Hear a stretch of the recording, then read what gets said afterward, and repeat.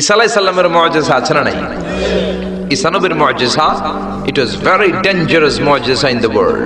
পৃথিবীর সবচাইতে ভয়ঙ্কর মুআজিজা ছিল ঈসা নবীর মুআজিজা। আল্লাহ বললেন ওয়া উবরিউল আকমাহা ওয়াল আবরাসা ওয়া উহয়িল মাউতা বিইযনিল্লাহ। ঈসা আলাইহিস সালামের মুআজিজা, উনি বলেন আমি আল্লাহর আদেশে জন্মান্ধ, রাতকানা দিনকানা রোগীর চোখকে ভালো করে দেই। অন্ধ রোগীর চোখে হাত বুলিয়ে দিলে, ঈসা নবী হাত বুলিয়ে দিলে ওই লোকটার চোখ ভালো করে দিত কে?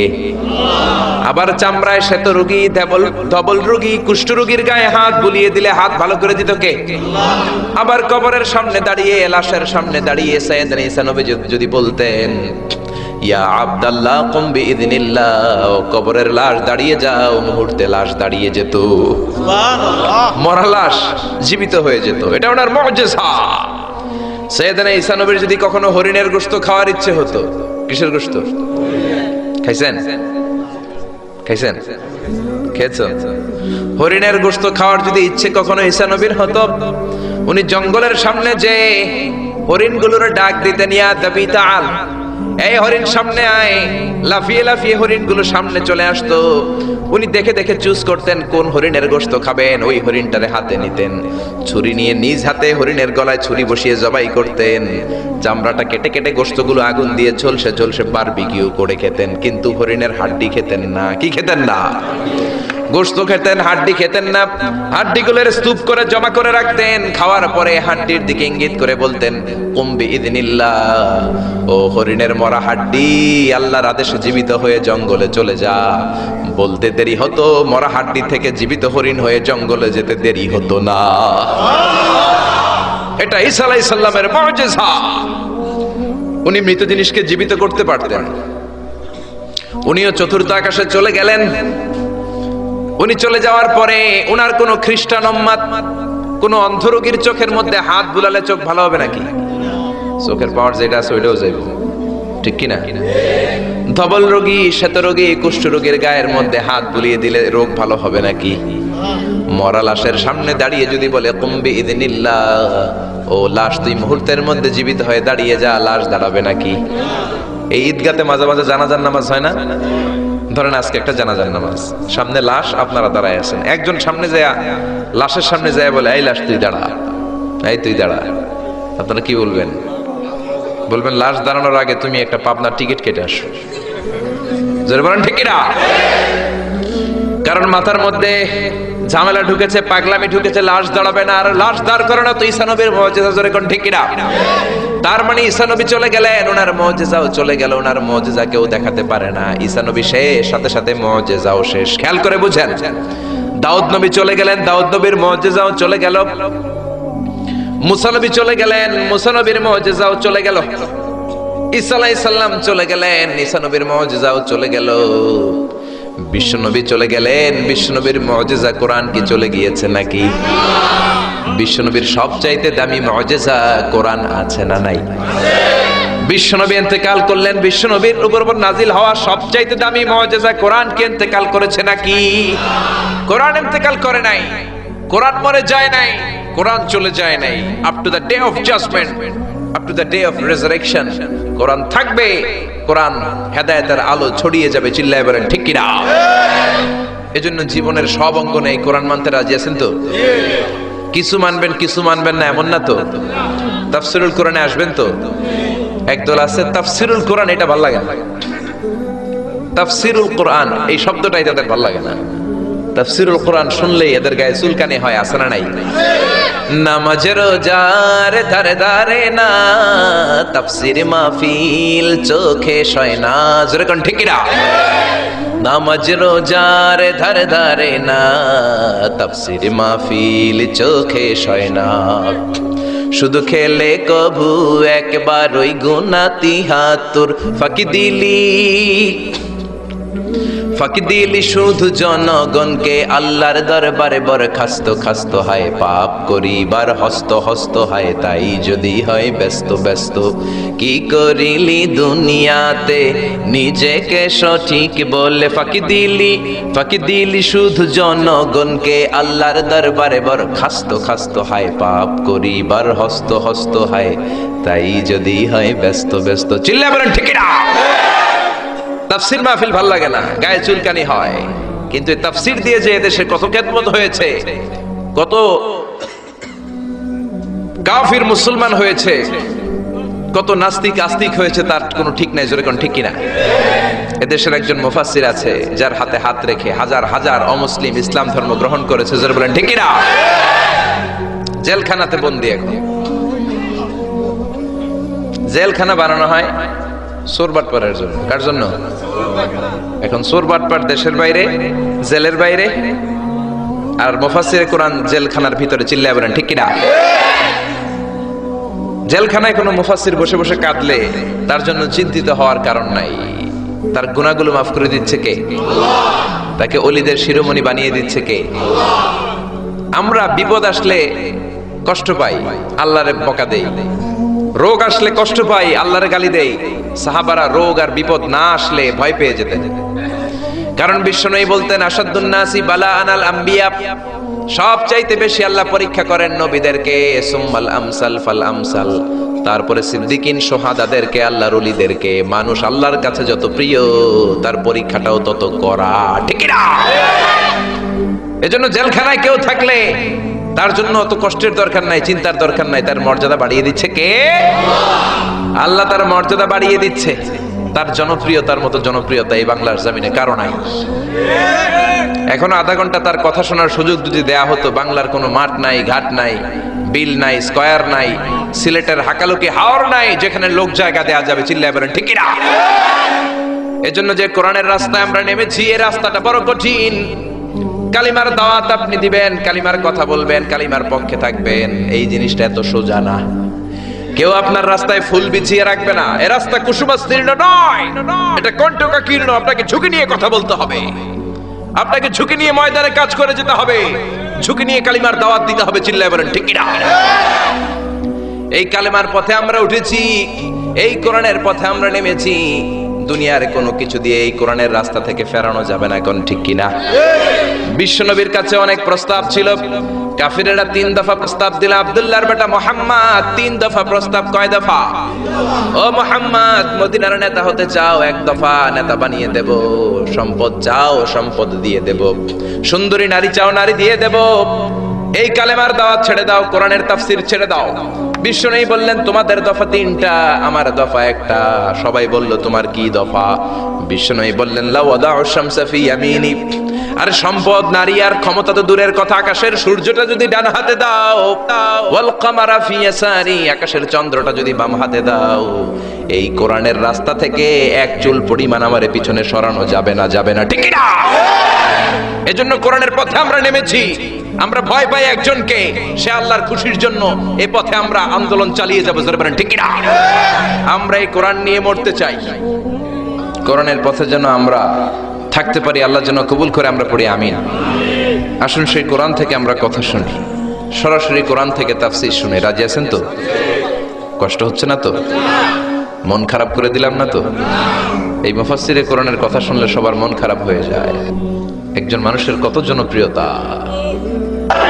আমি আজকে 50 বছর কোরআনের তাফসীর করেছি সারা বাংলাদেশে, সারা পৃথিবীতে।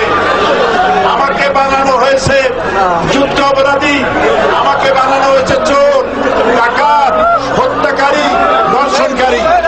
আমি আল্লাহর নামে কসম করে বলছি, আল্লাহ তোমার ইজ্জতের কসম, তোমার সম্মানের কসম, 1971 সনের 1 ফোঁটা পানি বা কাদা আমার গায়ে লাগে নাই, লাগে নাই, লাগে নাই। কিন্তু আপনারা তো ওনার কথা শুনে চোখের পানি ছেড়ে দিলেন। আমি কি আপনার জন্য 2 রাকাত নফল নামাজ পড়ে দোয়া করব? নেভার। আমি জাস্ট একটা দোয়া পড়ে ফু দিয়ে দিব। কিন্তু আপনারা তার জন্য নফল নামাজ পড়েও দোয়া করেছেন। আমি কি আপনার জন্য 2টা রোজা রেখে দোয়া করব? আপনারা তো তার জন্য রোজা রেখেও দোয়া করেছেন। এদেশের মানুষ দেহের তাজা রক্ত বিলিয়ে দিতেও কোরআনের জন্য কুণ্ঠাবোধ করে না, চিল্লায় বলেন ঠিক কিনা? এই জন্য জীবনের সব অঙ্গনে সেই কোরআনের আইনগুলো মানার দরকার আছে না নাই? আল্লাহ আমাদেরকে to the right sense of direction, সঠিক পথে চলার তৌফিক দান করুক, উত্তম ফয়সালার দিকে যাওয়ার তৌফিক দান করুক। আমরা পড়ি আমিন। কোরআনের সবচেয়ে যে দামি আয়াত, ওই আয়াতটার তাফসীর আজকে করব। বিশ্বনবীকে জিজ্ঞেস করা হলো, আইয়ু আয়াতিন আযামু মিন কিতাবিল্লাহি ইনদাকা নবী, কোরআনের কোন আয়াতটা সবচাইতে বেশি দামি আপনি মনে করেন? বিশ্বনবী বললেন, আযামু আয়াতিন মিন কিতাবিল্লাহি আয়াতুল কুরসি। আল্লাহর কোরআনের মধ্যে ৬৬৬৬ আয়াত, কারো বর্ণনা মতে ৬৬৩৬ আয়াত, আরেক বর্ণনা মতে আরেকটা রিওয়ায়াত পাওয়া যায়। এই যতগুলো আয়াত কোরআনের মধ্যে আছে, সব চাইতে দামি আয়াতের নাম আয়াতুল কুরসি, ঠিক কি না? এতগুলো আয়াত থাকতে এটার দাম এত বাড়লো কেন? এটার এত মর্যাদাপূর্ণ আয়াত কেন? ৫টা কারণে এই আয়াতের দাম বেশি। জোরে বলেন কয়টা? ১ নম্বরে আয়াতের মধ্যে রব্বুল আলামিন নিজের পরিচয় দিয়েছেন। একটা মাত্র আয়াত, কিন্তু এত সুন্দর করে চমৎকার করে রব্বুল আলামিন নিজের পরিচয়টা একটা আয়াতে দিয়েছেন। গোটা কোরআন তন্ন তন্ন করে তালাশ করলে আর কোন জায়গায় এত সুন্দর পরিচয় আল্লাহর পাওয়া যায় না। এখন সুবহানাল্লাহ। এজন্য এই আয়াতটার দাম এত বেশি।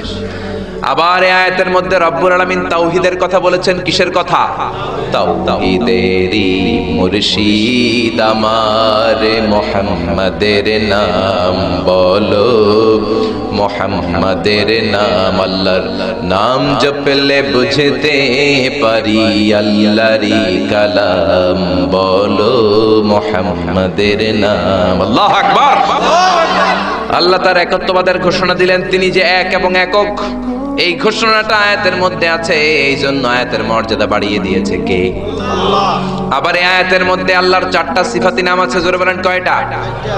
1 নম্বরে আল হাইয়্যু, 2 নম্বরে আল কাইয়্যুম, 3 নম্বরে আল আলী, 4 নম্বরে আল আযীম। এই 4টা আল্লাহর সিফাতি নাম এই আয়াতের মধ্যে থাকার কারণে আয়াতের মর্যাদা বাড়িয়ে দিয়েছে কে? আল্লাহ। আবার এই একটা আয়াতে রব্বুল আলামিন তিনি যে কত ক্ষমতাবান, তার কুদরত যে কত বড়, তার জ্ঞানের সীমানা যে কত বড়, এগুলোর বর্ণনা দিয়েছেন। আবার এই আয়াতের মধ্যে আল্লাহ কুরসির বর্ণনা দিয়েছেন।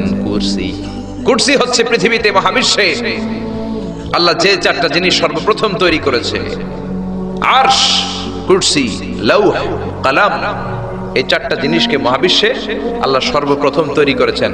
এই কুরসির কথাও এই আয়াতের মধ্যে আছে না নাই? এই কুরসি শব্দটা থেকেই আয়াতের নামকরণ করা হয়েছে আয়াতুল কুরসি। এরপরে বিশ্বনবী আপনাদেরকে বললেন, মান কারা আয়াতুল কুরসি দুবুরা কুল্লি সালাতিন মাকতুবাতিন লাম ইয়ামনাহু মিন দুখুলিল জান্নাতি ইল্লাল মাউত। কেউ যদি প্রত্যেক ফরজ নামাজের পরে একবার করে আয়াতুল কুরসি পড়ে, সে জান্নাতে ঢোকার ক্ষেত্রে কোনো বাধা নাই, একটাই বাধা, তার মরণ। লোকটা মরে না, তাই জান্নাতে যায় না, মরলেই জান্নাতি। আল্লাহু আকবার। এই জন্য প্রত্যেক ফরজ নামাজের পরে আয়াতুল কুরসি পড়ার দরকার আছে না নাই? It should be a special ওয়াজিফা for every Muslim at every evening and every morning. After every congregational prayer you offer in mosque, প্রত্যেক জামাতে নামাজের পরে প্রত্যেক মুসলমানের ওয়াজিফা হওয়া দরকার আয়াতুল কুরসি। ইমাম সাহেব সালাম ফিরাবে, সালাম ফিরানোর পরে আপনি আয়াতুল কুরসি পড়বেন। কিন্তু ইমাম সাহেবরা তো সময় দেয় না। আমাদের দেশে সালামের পরে হুট করে একটা মুনাজাত আছে না নাই? মুনাজাত দিবেন, সমস্যা নাই, কিন্তু আগে তাসবিহ পড়বেন। আমাদের দেশে এরকম আসসালামু আলাইকুম, আসসালামু আলাইকুম রাহমাতুল্লাহ, আমিন, ইয়া রাহমার রাহিম, শেষ। তো আপনি কি চাইলেন আল্লাহর কাছে? কি চাইলেন? আমিন ইয়া রাহমার রাহিমিন। এত কম সময় কেন তোমার? জি বাংলা দেখতে তো তোমার সময় পাওয়া যায়, স্টার জলসা দেখতে সময় আছে, কিরণমালা দেখতে সময় আছে, বিপিএল এর খেলা দেখার সময় আছে, আইপিএল এর সময় আছে, আইসিসির সময় আছে, খুলনার সাথে কুমিল্লার ফাইনাল খেলা ওইটা দেখারও সময় আছে। কিন্তু আল্লাহর কাছে যাওয়ার সময় নাই। এক সাহাবী প্রতিদিন সালামের পরে দৌড় দিত। রাসূল বললেন, এক নাইক বসো। কই নবী কাজ আছে? কই বেটা বস। আল্লাহর কাছে চা আমার কিছু চাওয়ার নাই। রাসূলকে কিছু চাওয়ার না থাকলে নুন চা বেটা, লবণটাও আল্লাহর কাছে চাও। তোমার পায়ের জুতা যদি ছিঁড়ে যায়, মুচির কাছে পড়ে যাবা, মুচির কাছে যাওয়ার আগে চাইতে হবে একজনের কাছে, তিনি কে? আল্লাহ। এজন্য প্রত্যেক ফরজ নামাজের পরে তাসবিহ পড়বেন। বিশ্বনবী তাসবিহ পড়তেন, এগুলো মানুষ জানেই না। বিশ্বনবী সালাম ফিরানোর পরে প্রত্যেক নামাজের পর সাহাবেদের দিকে মুখ ফিরিয়ে বসতেন। কিন্তু আমাদের দেশে শুধু ফজরের নামাজের পর আর আসরের নামাজের পর ইমাম সাহেবরা বসে, ঠিক কিনা? বাকি তিন নামাজে জোহর, মাগরিব, এশার পরে কি বসে? কি করে? সালাম আলাইকুম, সালাম আলাইকুম, আমিন ইয়া রহমান রহিম, ঠিক কিনা? তো এত কম সময় কেন আপনার মিয়া? বিশ্বনবী ঘুরে বসে থাকতে পারেন, তাসবিহ পড়তে পারেন, আপনি কোন সলিমদ্দি কোন কলিমদ্দি হয়ে গিয়েছেন। প্রত্যেক নামাজের পরে মুসল্লিদের দিকে ফিরে বসেন। বিশ্বনবী সালাম ফিরানোর পরে আসসালামু আলাইকুম ওয়া রাহমাতুল্লাহ, আসসালামু আলাইকুম ওয়া রাহমাতুল্লাহ, সালাম ফিরানোর পরে আওয়াজ করে বিশ্বনবী বলতেন আল্লাহু আকবার। কি বলতেন? নামাজ শুরু করছেন আল্লাহু আকবার, সালাম ফিরায় শেষ তখন আল্লাহু আকবার। তারপরে তিনবার পড়তেন আস্তাগফিরুল্লাহ, আস্তাগফিরুল্লাহ, আস্তাগফিরুল্লাহ, তারপরে পড়তেন আস্তাগফিরুল্লাহ আল্লাযী লা ইলাহা ইল্লা হুয়াল হাইয়ুল কাইয়্যুম ওয়া আতুবু ইলাইহি। তারপরে 33 বার সুবহানাল্লাহ, 33 বার আলহামদুলিল্লাহ, 34 বার আল্লাহু আকবার। আসরা নাই, আরেকবার নাই, প্রত্যেকটাই 33 বার শেষ করবে লা ইলাহা ইল্লাল্লাহু ওয়াহদাহু লা শারীকা লাহু লাহুল মুলকু ওয়া লাহুল হামদু ইউহয়ী ওয়া ইউমীতু ওয়া হুয়া আলা কুল্লি শাইইন কাদির। এটা পড়ার পরে বিশ্বনবী আয়াতুল কুরসি পড়তেন। এরপরে পড়তেন আল্লাহুম্মা আনতাস সালাম ওয়া মিনকাস সালাম তাবারাকতা রাব্বানা ইয়া যাল জালালি ওয়াল ইকরাম। এরপরে পড়তেন রাদিতু বিল্লাহি রাব্বা ওয়া বিল ইসলামি দীনা ওয়া বিমুহাম্মাদিন নাবিয়্যা। তারপরে বলতেন আল্লাহুম্মা লা মানি'a লিমা আ'তাইতা ওয়া লা মু'তিয়া লিমা মান'আতা ওয়া লা ইয়ানফা'ু যাল জাদ্দি মিনকাল জাদ। এরপরে পড়তেন আল্লাহুম্মা ইয়া মুকাল্লিবাল কুলুবি সাব্বিত কুলুবানা আলা দীনিক, আল্লাহুম্মা ইয়া মুসাররিফাল কুলুবি সাররিফ কুলুবানা আলা তাআতিক।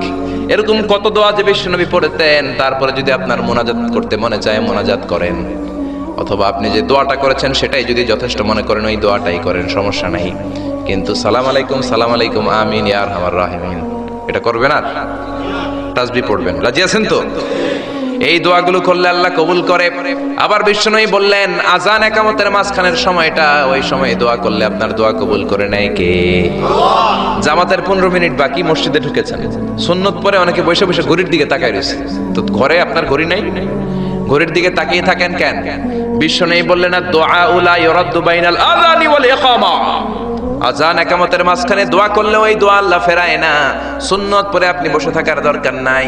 বাজারে যাওয়ার আগে যেমনি লিস্টি করে যান, পটল লাগবে, লাউ লাগবে, মাছ লাগবে, আল্লাহর কাছেও আপনার কি কি চাওয়া লাগবে কাগজের মধ্যে লিস্টি করে নিয়ে যাবেন।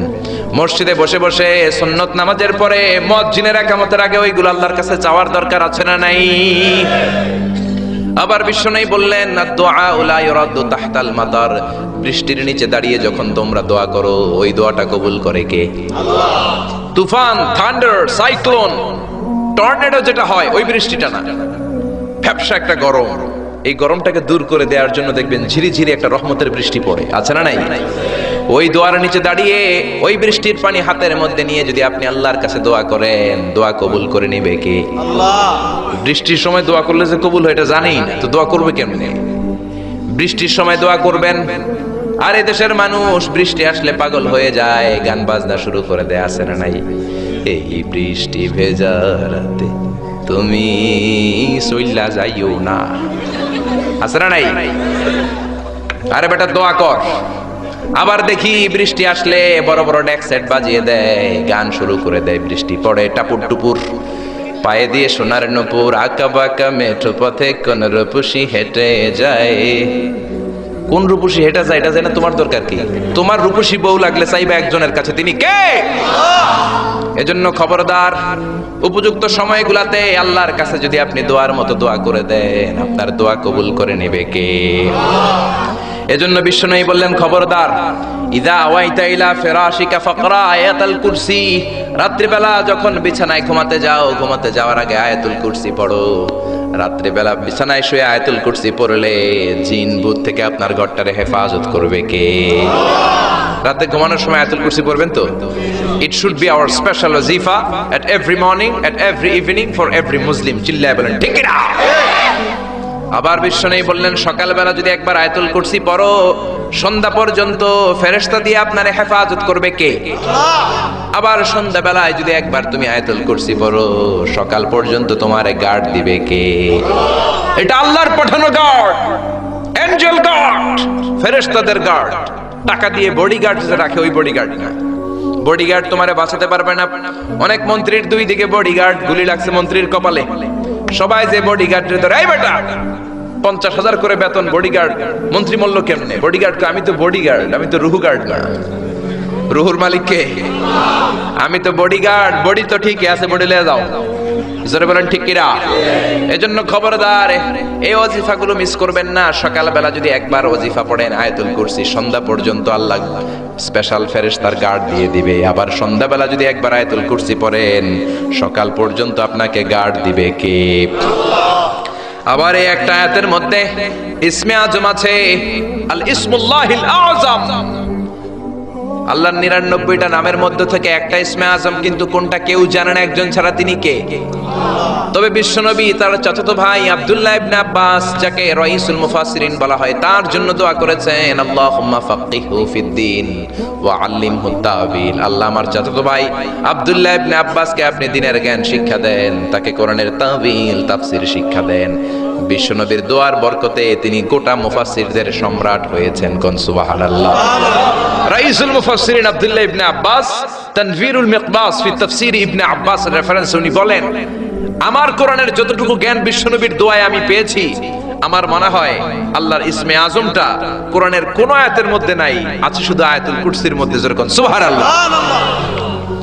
তুমি ইউনুস নবীরে যখন খাইলো মাছেতে গিলিয়া, ফেরেশতা পাঠাইয়া দিলে ইসমুল্লাহিল আযম, ফেরেশতা পাঠাইয়া দিলে ইসমে আজম দিয়া। প্রাণে ছিল যাহার ভয়, সেটা পাইল যে আশ্রয়, শত্রুদেরই হাত থেকে বাঁচাইলে প্রাণ।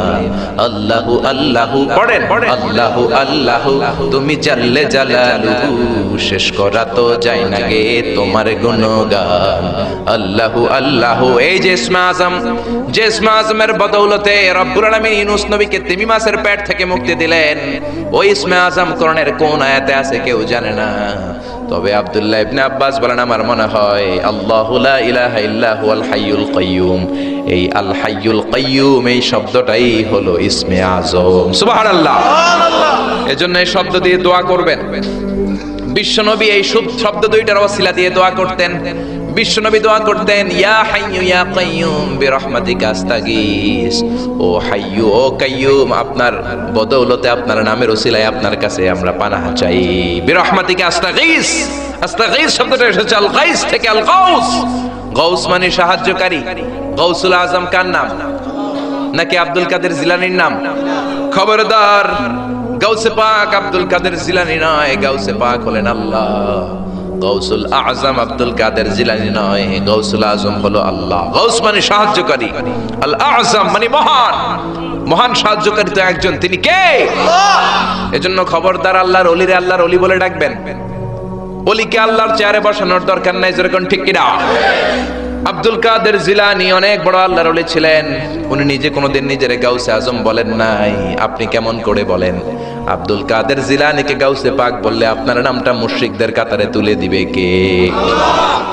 এজন্য আয়াতুল কুরসিটা হবে আমাদের স্পেশাল ওয়াজিফা। সবাই সকাল সন্ধ্যা আয়াতুল কুরসি পড়বেন তো? পড়বেন তো?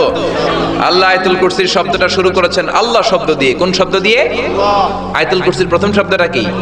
আল্লাহু লা ইলাহা ইল্লা হুয়াল হাইয়ুল কাইয়্যুম। আল্লাহ, এই শব্দটা দিয়ে আয়াতুল কুরসি শুরু। এই আল্লাহ শব্দটা আল্লাহর আসল নাম। কি নাম? জোরে বলেন, কি নাম? এটাকে বলে ইসমুজ জাত। আল্লাহর জাতি নাম, আল্লাহর আসল নাম। আল্লাহ নিজেই আল্লাহর নাম রেখেছেন। আল্লাহর নাম রেখেছে কে? আপনার নাম আল্লাহ রাখেন নাই। আপনার নাম রেখেছে আপনার দাদা, আপনার নাম রেখেছে আপনার কাকা, আমার নাম রেখেছে আমার দাদা, আমার বাবা। গোটা বিশ্বের সবার নাম তার বাবা তার দাদারা রাখে। কোন ঠিক কিনা? কিন্তু আল্লাহর কি বাবা কিংবা দাদা আছে নাকি? তো ওনার নাম তো একজনের রেখে দেওয়া লাগবে। আল্লাহকে আমার দাদা নাই, আমার বাবা নাই, তোমাদের মতো আমার কাকা নাই, আমার নানা নাই, আমার নামটা আমি নিজেই রেখে দিয়েছি। আল্লাহু আকবার।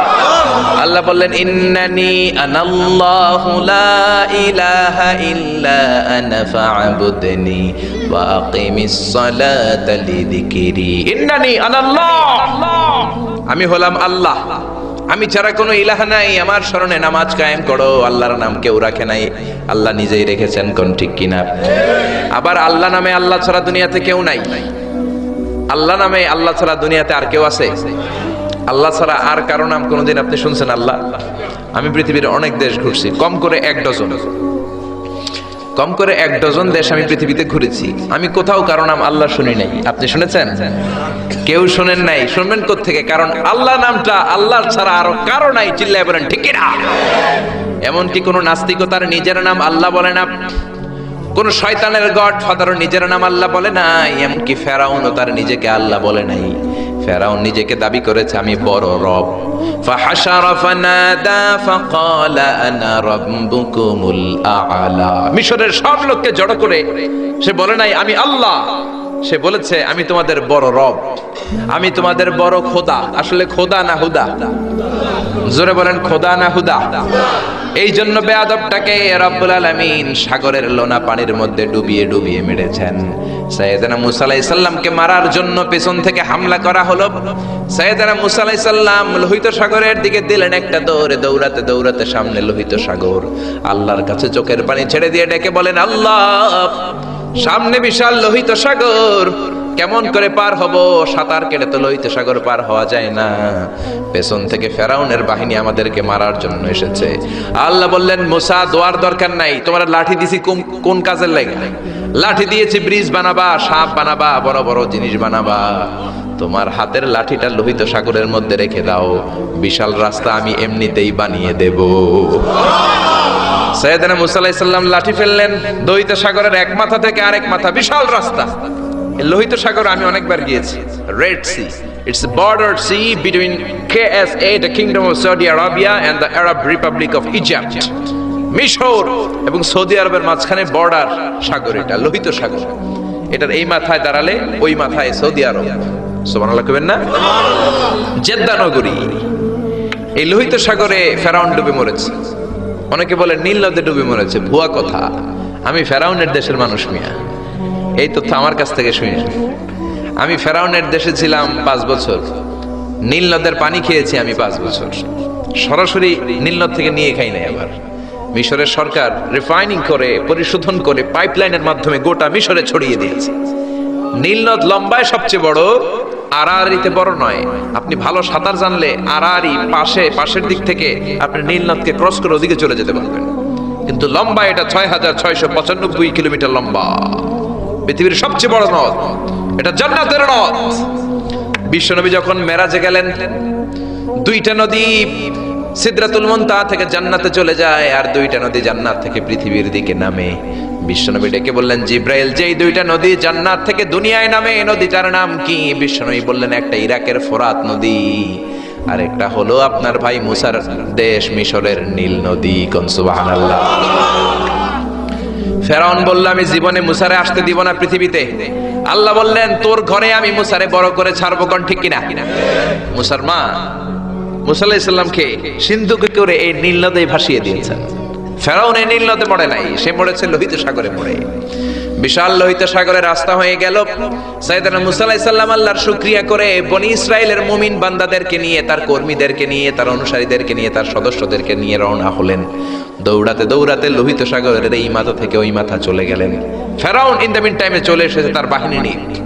এসে দেখে মাশাআল্লাহ এত সুন্দর রাস্তা, বিশাল ব্রিজ, চমৎকার শক্ত ব্রিজ, বাঁশ টাস দেওয়া হয় না, যে ব্রিজের ভিতরে দেওয়া হয়েছে শক্ত রড।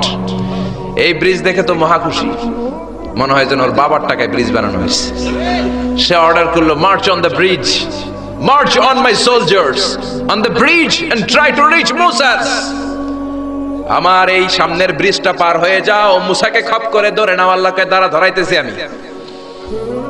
ফেরাউনের অর্ডার শুনে সেনাবাহিনীরা লেফট রাইট করে মার্চ করতে শুরু করলো। যেতে যেতে যেতে যেতে ব্রিজের এই মাথা থেকে ফেরাউন সহ সৈনিকেরা যেতে যেতে ব্রিজের মাঝ বরাবর যখন চলে এসেছে, আল্লাহ মুসারে ডেকে বললেন ও মুসা, অ্যাকশন নেবার মনে চায় কিনা? মুসা নেই বললেন মনে চায়। অনেক জ্বালাইছে বেয়াদবটা আমারে, ঘুমাইতে দেয় নাই, খাইতে দেয় নাই, খালি হামলা চালায়। এখনো এরকম মুসলমানদের ঘরে ঘরে হামলা আসরা নাই। ঘরে ঘুমাতে পারে না, নিজ এলাকায় থাকতে পারে না, অন্য থানায় চলে যায়, অন্য গ্রামে চলে যায়, রাতের ঘুম নাই, আত্মীয় স্বজনের সাথে দেখা নাই। দুনিয়ার বুকে কষ্ট করে যাও, জান্নাতের দরজা আল্লাহ তোমাদের জন্য খুলে রেখেছে। আল্লাহ বললেন অ্যাকশন নিবার মন চায় কিনা মুসা? মুসা বললেন অবশ্যই। আল্লাহ বললেন অ্যাকশন নিতে চাইলে আর দেরি করা যাবে না, লাঠিটা তোলো। সুবহানাল্লাহ কইবেন না? মুসা আলাইহিস সালাম লাঠি তুললেন। লাঠি তোলার সাথে সাথে লোহিত সাগরের এই মাথা থেকে ওই মাথার বিশাল ব্রিজ, পুরো ব্রিজটাইকে ভ্যানিশ করে দিল কে? উদাও, কোনো ব্রিজ নাই, শূন্যের মধ্যে সবগুলো থপাস থপাস করে পানিতে পড়তে শুরু করেছে। ও মিয়া, লোহিত সাগর এটা বাংলাদেশের পদ্মা যমুনার মতো হবে মনে হয়? তাহলে মেঘনা নদীর মতো, ব্রহ্মপুত্র, কপোতাক্ষ নদ, বিশাল বড় সাগর, কোন কুল কিনারা পায় না। আবার মেঘনা নদীর মতো হলে মিঠা পানির পানি গিলে গিলে খাওয়া যেত। সাগরের পানি কি মিঠা পানি নাকি লোনা পানি? এই সুন্দর ফুল সুন্দর ফল মিঠা নদীর পানি, আল্লাহ তোমার মেহেরবানি। মিঠা নদীর পানি হলে খেয়ে ফেলতো, কিন্তু লোহিত সাগরের লোনা পানি, লবণ পানি আর খেতে পারে না। এক ঢোক ভিতরে যায়, বমি করে 2 ঢোক ফালায়। খেতে খেতে খেতে খেতে ফেরাউনের পেটটা এত বড় হয়েছে, আজীবন খেয়েছে মানুষের বাড়ির লাউ, অন্যের বাড়ির কদু, অন্যের বাড়ির খাসির রান। আজকে বেয়াদবের বাচ্চাটারে লোহিত সাগরের লবণের পানির মধ্যে সুবাইকে পানি খেতে খেতে পেট এত বড়। এবার হাত তুলে কয় আমি ভালো মানুষ। কি বলে? আমি ভালো মানুষ, আমি ঈমান আনলাম। বনি ইসরাইলের লোকেরা যার প্রতি ঈমান এনেছে, মুসার রব, হারুনের রব, ওই আল্লাহর ছাড়া আমি কাউরে মানি না। কত ভালো মানুষ দেখছেন? আল্লাহ বললেন no, the time is up, the time is up, I never accept your ঈমান now, এখন তোর ঈমান আমি কবুল করব না। জিব্রাইল রে বললেন ওর মাথাটা একটু ঠাইসা দাও, আর একটু জুবা দিয়া, আর একটু লোনা পানি খাওয়া। জিব্রাইল কিছুই করলেন না, ওইটা তো এমনি শুধু ভাসতেছে। মাথাটা একটু ঠেসে ধরলেন, আর কয়েক ঢোক পেটের ভিতরে ঢুকায় দিল কে? আল্লাহ বললেন ফালইয়াউমা নুনাজ্জিকা বিবাদানিকা লিতাকুনা লিমান খালফাকা আয়া। ও ফেরাউন, তুই মরে গেলি, কিন্তু তোর লাশকে আমি মারবো না। তোর লাশটা গলবে না, পচবে না, কোনো কীট পতঙ্গ তোরে খাবে না, কোনো তিমি মাছ তোর দেহের মধ্যে তার জিহ্বা লাগাবে না। কিয়ামত পর্যন্ত তোর চাচাতো ভাই, খালাতো ভাইদের জন্য তোর দেহটারে আমি শুটকি বানিয়ে রাখলাম। আজও ফেরাউনের লাশটা রয়ে গিয়েছে। আমি নিজ চোখে ফেরাউনের লাশ দেখেছি। মিশরের রাজধানী কায়রোর তাহরির স্কয়ারে তাদের যে মিউজিয়াম, ন্যাশনাল মিউজিয়ামের রয়্যাল মমিস চেম্বারে, আমরা তো আজহারের ছাত্র, ফ্রিতে ঢুকতাম, ফ্রি ঢুকছি, ফ্রি লাশ দেখেছি। পুরো দেহটাকে ব্যান্ডেজ করে রাখা হয়েছে। ফেরাউনের চারদিক দিয়ে আমি ঘুরলাম, এমনি রয়েছে এমনি। আমি কই ফেরাউন চাচা কেমন আছো? কোনো কথা নাই। আমি বললাম আমাদের লিডার মুসারে তুমি কম জ্বালাও নাই, গ্লাসের মধ্যে তুমি আটকানো। যদি তুমি গ্লাসের ভিতরে না থাকতা, তোমার ঠ্যাং হাত একটাও থাকতো না। কোন ঠিক কিনা? ফেরাউনরে যদি আপনারা পাইতেন এই কসবা এলাকায়, ব্রাহ্মণবাড়িয়ায়, কি করতেন? আমনাকে যাওয়া লাগবে না, আমগো কোনো মাহফিলের মহিলা প্যান্ডেলের পাশ দিয়ে যাইতে পারলি হইব। বেডিরা ধইরা একেবারে সাইজ করে দিবে। জোরে বলেন ঠিক কিনা? গোটা বিশ্বের মানুষের ঘৃণা, লানত তার উপর। ওই ফেরাউনের মতো এখনো যারা আছে, তারা চলে গেল, তাদের প্রতি এরকম ঘৃণা থাকবে। চিল্লায় বলেন ঠিক কিনা? ফেরাউন চলে গিয়েছে, নমরুদ চলে গিয়েছে, কিন্তু ফেরাউনের চেলারা আছে না নাই? নমরুদের চেলারা আছে না নাই? যুগে যুগে ফেরাউন থাকবে, নমরুদ থাকবে, আর তাদের বিরুদ্ধে আপনাদেরকে মুসা আর ইব্রাহিমের ভূমিকা পালন করতে হবে। চিল্লায় বলেন ঠিক কিনা? এই পৃথিবীটা থাকার জায়গা নয়। ফেরাউন তার জলজ্যান্ত প্রমাণ। অনেকক্ষণ আমি তাকিয়ে রইলাম জাহান্নামের এই নরকিনটার দিকে। শুটকি মানুষ, একটা মানুষ মরে যাওয়ার পরে মাছ যেমনি আমরা শুটকি বানাই, ফেরাউনকে কিয়ামত পর্যন্ত শুটকির মতো বানিয়ে দিয়েছে কে? পৃথিবীতে কেউ তো স্থায়ী হয় না, হোক না সে ফেরাউন কি বা নমরুদ। কেউ হবে চিরদিন রয় না, কেউ হবে চিরকাল রয় না। জোরে বলেন ঠিক কিনা? এজন্য আল্লাহ বললেন গোলাম আমারে চিনে নাও। আমার আসল নামটা দিয়ে আমি আয়াতুল কুরসি শুরু করেছি। আল্লাহু লা ইলাহা ইল্লা হুয়াল হাইয়ুল কাইয়্যুম। আল্লাহ শব্দ দিয়ে শুরু করেছেন আয়াতুল কুরসি। এ আল্লাহ কেমন আল্লাহ? এ আল্লাহ শব্দটা এমন শব্দ যেই শব্দটারে কোনো পরিবর্তন করা যায় না, ভগবানের ভগবতী হয়, ঈশ্বরের ঈশ্বরী হয়, গডের গডেস হয়। আল্লাহর কোনো পরিবর্তন আছে নাকি? আল্লাহ বললেন আমার শুধু একটাই নাম না, আরো 99টা নাম আছে না নাই? বিষ্ণু বললেন ইন্না লিল্লাহি তিসআতাও ওয়া তিসঈনা ইসমা, আল্লাহর রয়েছে 99টা নাম।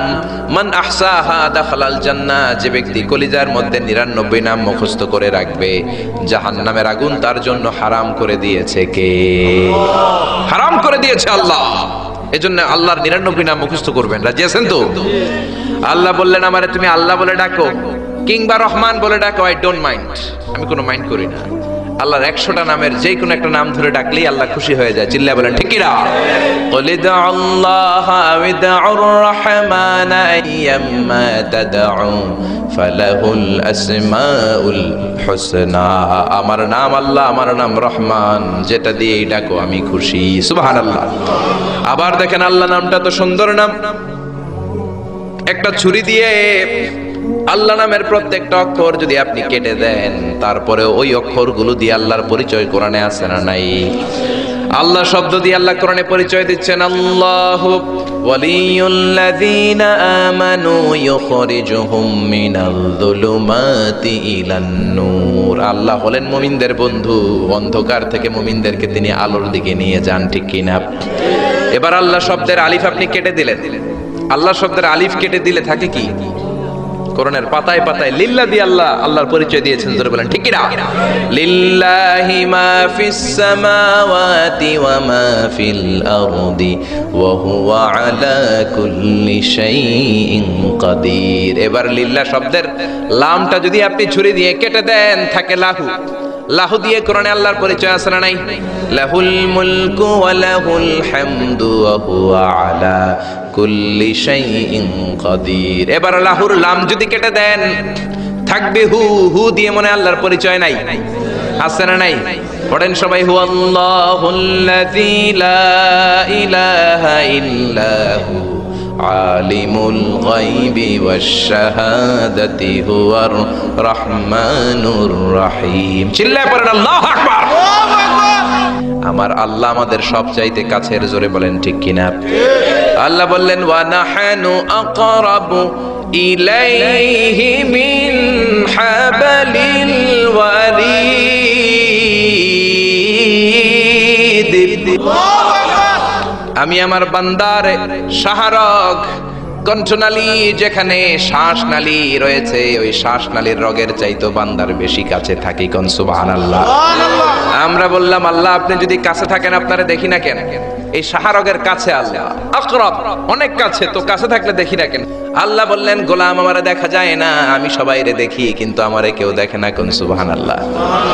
কি এক আজীব বিষয়, তিনি সবাইরে দেখেন, সবাই তারে দেখে না। সুবহানাল্লাহ কইবেন না? সুবহানাল্লাহ। লা তুদরিকুহুল আবসার ওয়া হুয়া ইউদরিকুল আবসার ওয়া হুয়াল লাতীফুল খাবীর। লা তুদরিকুহুল আবসার, গোটা বিশ্বের কোন চোখ আল্লাহর দেখে না, কিন্তু আল্লাহর চোখ সবাইরে দেখে। চিল্লায় বলেন ঠিক কি না?